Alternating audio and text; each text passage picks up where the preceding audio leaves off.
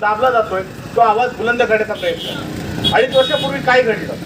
महाराष्ट्र राज्याची एका कुटुंब प्रमुखाप्रमाणे काळजी घेणारे सन्माननीय मुख्यमंत्री उद्धव बाळासाहेब ठाकरे यांच्या पाठीत खंजीर गुपसून त्यांचे 40 आमदार फोडून तानाजी पंत आणि त्यांच्या साथीदारांनी या महाराष्ट्रामध्ये खोके सरकार आणलं. आणि या खोके सरकारने केलं काय तर या महाराष्ट्रातील उद्योगधंदे हे इतर राज्यांमध्ये पळवून या महाराष्ट्रीय तरुणांना बेरोजगार केलं.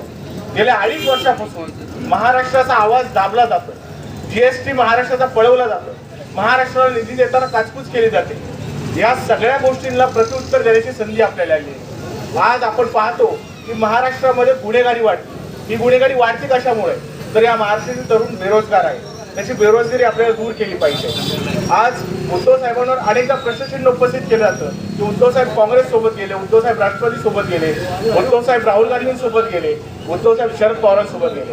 पण उद्धव साहेब का गेले याचा कोणी प्रश्न करत नाही. उद्धव साहेब यासाठी गेले कारण शिवसेनेची स्थापना ज्या गोष्टीसाठी झाली, महाराष्ट्राचा आवाज बुलंद करण्यासाठी झाली, तो आवाज दाबला जात होता. त्या विरोधात आवाज उठवायचा म्हणून उद्धव साहेब काँग्रेस सोबत गेले. 2019ला ज्यावेळी शिवसेना भाजप सरकार यायची चिन्ह होती त्यावेळी उद्धव साहेबांनी प्रस्ताव ठेवला होता की 2.5 वर्ष मुख्यमंत्री शिवसेनेचा असेल, 2.5 वर्ष मुख्यमंत्री भाजपचा असेल. पण ते देवेंद्र फडणवीस यांनी अमान्य केलं, ते भाजपने अमान्य केलं. का केलं? कारण जर शिवसेनेचा मुख्यमंत्री असता, जर उद्धव ठाकरे मुख्यमंत्री झाले असते तर त्यांना महाराष्ट्र लुटता आला नसता.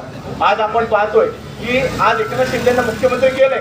एका अर्थाने दाखवलं जातं की बघा आम्ही शिवसेनेचा मुख्यमंत्री दिला, भाजपचा माणूस मुख्यमंत्री नाहीये.